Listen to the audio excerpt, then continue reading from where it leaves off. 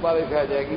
اس لیے وہ ہر چیز جو ہے نا جی وہ اپنے گاڑی میں رکھتے ہیں کہ ان کے پاس وہ چھتری بھی اس میں پڑی رہے گی, چپل بھی اس میں پڑے رہیں گے, گرم کپڑے بھی اس میں ضرورت کے مطابق پڑے رہیں گے, اور بیوی ویسے ہر جگہ اویلیبل ہوتی ہے, وہاں اس کے لیے انتظام کرنے کی ضرورت نہیں ہوتی. باقی کام کا معاملہ رہا تو کچھ نہ بھی ملے تو آدمی بوٹ پالش کر لے, روٹی تو کھا لیتا ہے. وہ کسی نے اپنا آیا نا مدت کے بعد یورپ سے پاکستان میں, تو کہیں رشتہ مانگنے کے لیے گیا, تو اب بظاہر تو بڑی 3 سوٹ پہنا ہوا اور جناب بڑے سنسونائٹ کے ہاتھ میں بریف کیس اور لیکس کی گھڑیاں. تو انہوں نے پوچھا کہ بھائی آپ وہاں کرتے کیا؟ انہوں نے کہا میں وہاں ڈی سی ہوں. اب ان کو بڑی خوشی ہوئی, یار ڈی سی تو بڑی بلا ہوتا ہے نا, ہمارے یہاں تو ڈی سی بڑی چیز ہوتا ہے, ضلع کا بادشاہ ہوتا ہے ڈی سی. تو وہ جناب انہوں نے کہا کہ کسی طرح سے تصدیق کرو. تو کہا بہت دیکھو اگر آپ کے اعتماد نہیں آتا, پاسپورٹ سے تو بڑی کوئی چیز نہیں ہوتی, دیکھ لو اس میں کیا لکھا ہوا, پاسپورٹ دیکھ لو, یہ میرا گرین کارڈ دیکھ لو, یہ میری جو وہاں کی آئیڈینٹی ہے یہ دیکھو, سب پہ لکھا ہوا تھا ڈی سی. وہ جناب یہ ہے کہ اپنا ان نے رشتہ دے دیا, وہ بڑے خاندانی لوگ تھے, لڑکی شادی وادی ہو گئی. جب وہاں گیا تو وہاں پتہ لگا کہ حضرت تو ہوٹل میں برتن دھوتے ہیں. تو انہوں نے کہا یار تم نے کیسے دھونے؟ کہا میں نے کہا تھا D C dish cleaner, dishes clean کرتا ہوں تو ڈی سی تو ہوں میں. یہ آپ نے اگر اس کو ڈپٹی کمشنر سمجھا ہے تو تمہاری بیوقوفی ہے. میں نے کوئی جھوٹ نہیں بولا, جو میں نے کہا وہی کام میں کر رہا ہوں. وہاں جب دیکھ لو, اگر آپ ڈی سی کا ترجمہ ڈپٹی کمشنر کرتے ہیں تو یہ تو پھر آپ کے ملک میں ڈپٹی کمشنر ہوگا. وہاں تو ڈی سی اس کو کہتے ہیں جو وہ ڈشز دھوتا ہو, برتن دھوتا ہو, اور وہ میں کام کرتا ہوں. تو اس لیے ہمیشہ یاد رکھیں میرے عزیز کہ اللہ کی ربوبیت عامہ کا تقاضا یہ ہے کہ ہم سب سے محبت کریں. کافر ہے, ہندو ہے, عیسائی ہے, یہودی, انسان ہے, مخلوق ہے. ہمیں یہ حق نہیں پہنچتا کہ ہم ان پہ ظلم کریں. ہاں یہ الگ بات ہے کہ ایک تقابل آتا ہے, حرب آتی ہے, جنگ آتی ہے, وہاں پھر جو احکام شریعت کے ہوں گے اس کے مطابق چلیں. اسی لیے آپ دیکھ لیں کہ فتح مکہ کے موقع پر جب حضور صلی اللہ علیہ وسلم آ رہے ہیں تو آج 10,000 کا لشکر جرار میرے آقا کے ساتھ ہے, اور صحابہ کہتے ہیں لا قریش بعد اليوم, آج کے بعد تو قریش کا بچہ بھی نہیں رہے گا مکے میں. انہوں نے جو ہم پر ظلم کیا ہم بھی گن گن کے بدلے لیں. تو جب حضور قریب آئے, اپنی فوج کو ترتیب دیا, میں منا میں سرا, درمیان میں حضور خود رہے, تو آپ نے فرمایا دیکھو میرے صحابہ بات سن لو کہ جو آدمی من دخل المسجد الحرام فلہ امان, جو مسجد میں داخل ہو جائے اس کو امان. من دخل دار ابی سفیان فلہ امان, جو ابی سفیان کی حویلی میں چلا جائے اس کو بھی امان. من اغلق الباب فلہ امان, جو اپنے گھر کا دروازہ بند کر لے اس کو بھی امان. من القى السلاح فلہ امان, جو ہتھیار پھینک دے اس کو بھی امان. بوڑھے کو بھی امان, عورت کو بھی امان, بچے کو بھی امان, ان کے کسی پادری پنڈت کو بھی امان. صحابہ کہتے تو امان امان امان امان کا شروع. تو یہ ہے وہ کہ اللہ نے جیسے سب پہ مہربانی, وہ ہمیں سبق دیتا ہے کہ تم بھی سب سے بھلائی کرو, تم بھی سب کا خیال کرو. اسی لیے اسلام کہتا ہے اگر گوشت تم زیادہ نہیں پکا سکتے, پانی تو بڑھا سکتے ہو, شوربہ تو زیادہ بنا سکتے ہو, کوئی شوربے کا پیالہ ایک بھیج دو ہم سائے تو, تاکہ بھوکا تو نہ رہے, کہ تمہارے اندر بھی وہ تربیت کا مادہ ہو. اسی لیے اسلام ہمیں کہتا ہے کہ اگر تم نے فروٹ کھائے ہیں تو چھل کے دروازے پہ نہ پھینکو.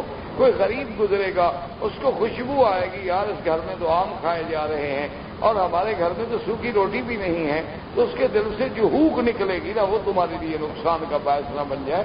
اس لیے ان کو بھی لپیٹ کے رکھو. اگر کسی کو فروٹ کھلا نہیں سکتے ہو تو دکھ تو نہ پہنچاؤ. اسلام ہمیں تعلیم دے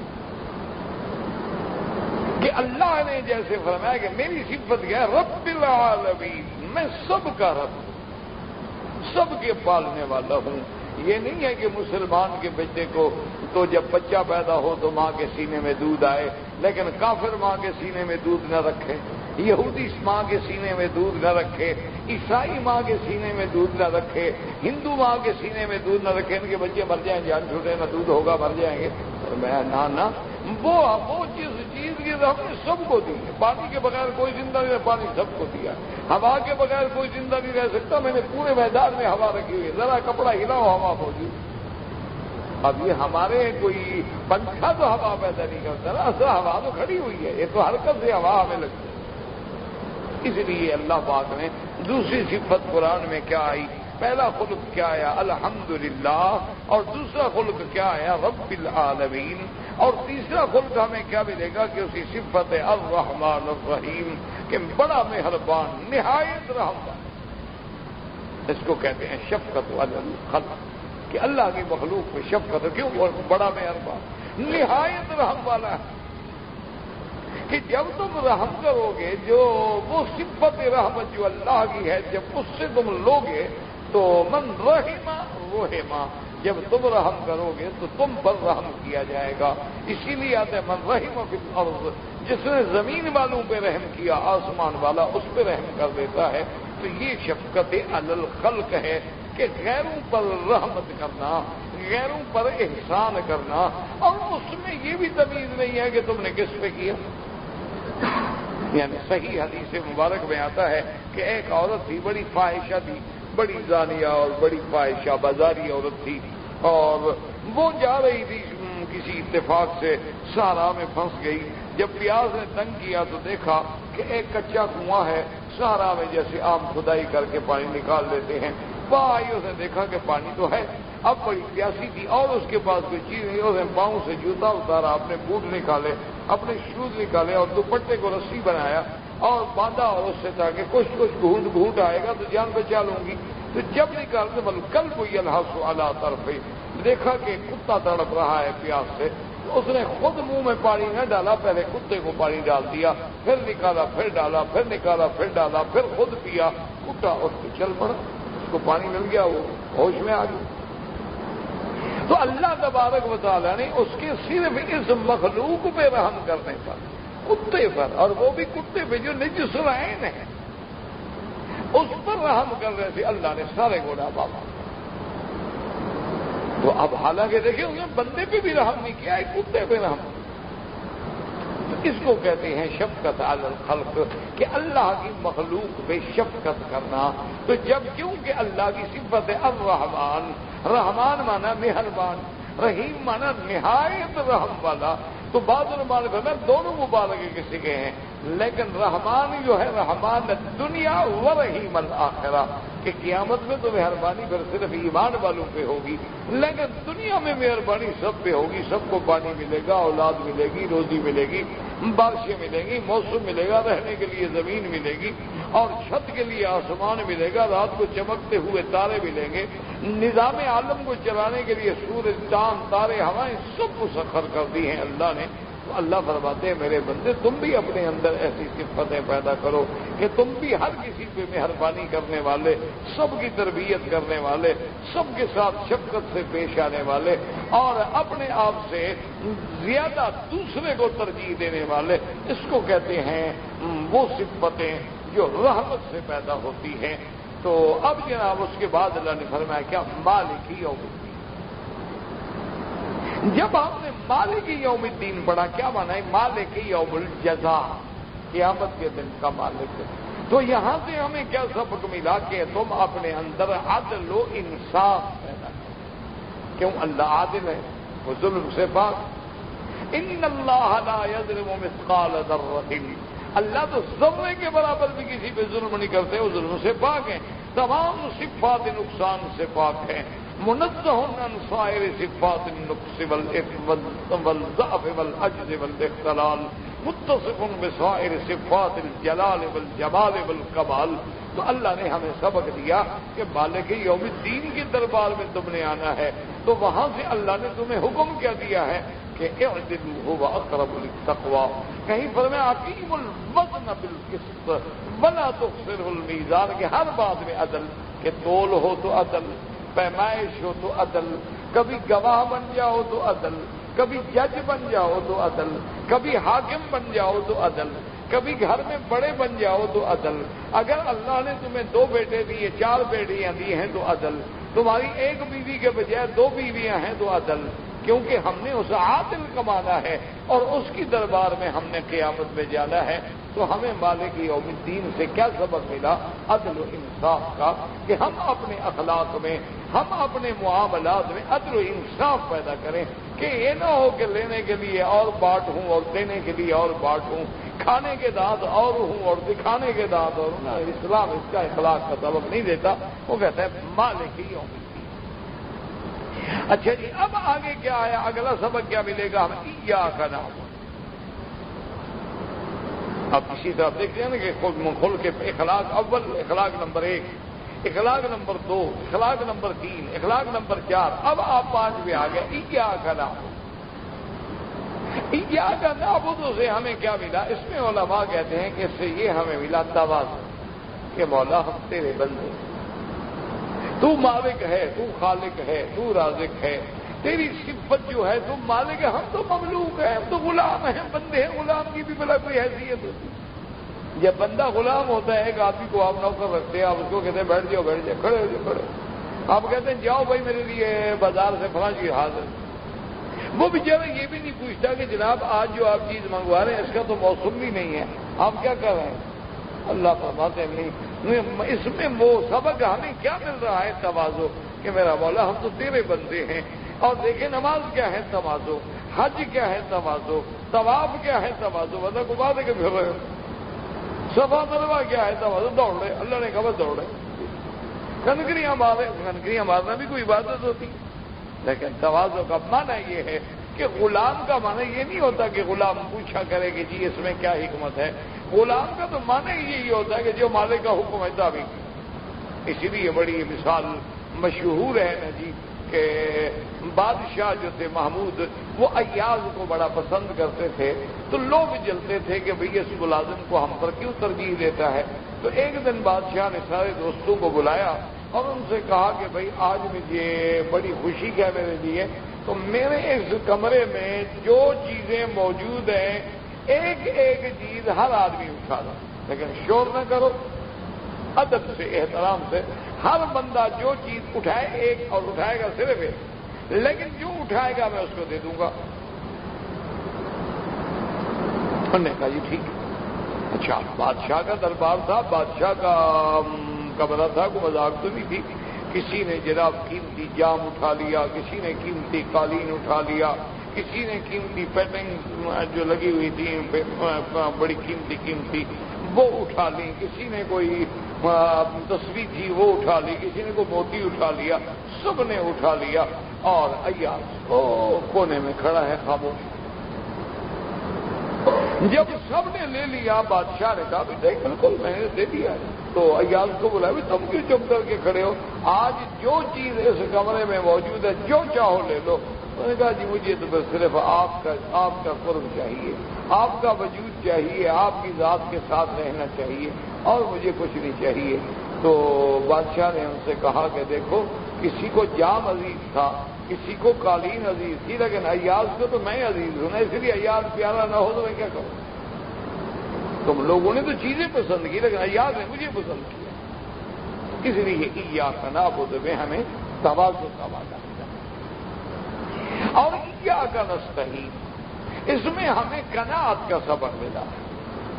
کیا مانا کہ تجھ ہی سے مدد چاہتے ہیں، بس ہمارا واسطہ اللہ تیرے سوا کوئی مددگار ہے ہی نہیں، نہ کسی سے ہمیں مانگنا ہے، صرف تجھ ہی سے مدد چاہتے ہیں۔ اسی لیے ہمیشہ یاد رکھیں ایاک کا مقدم ہے نا، حصر کا پیدا ہو گیا کہ تیری ہی عبادت کرتے ہیں اور تجھ ہی سے مدد مانگتے ہیں۔ اس لیے وہ ہمارے ایک بزرگ عالم تھے، وہ فرماتے تھے کہ بھائی اگر مسئلہ سمجھو ہے تو اسی ہی اور بھی میں نا، ایک ہوتا ہے کہ تیری بھی عبادت کرتے ہیں، اگر ہوتا نا نستعین و ایاک یا نعبد و ایاک، ایاک مقدم نہ ہوتا تو حصر کا فائدہ نہ ہوتا، جب ایاک مقدم ہو گیا تو حصر کا فائدہ ہو گیا کہ تیری ہی عبادت کرتے۔ اب جیسے مثلا آپ کو بیوی کہے کہ تیری بھی ہوں یا تیری ہی ہوں، اب آپ خود فیصلہ کریں.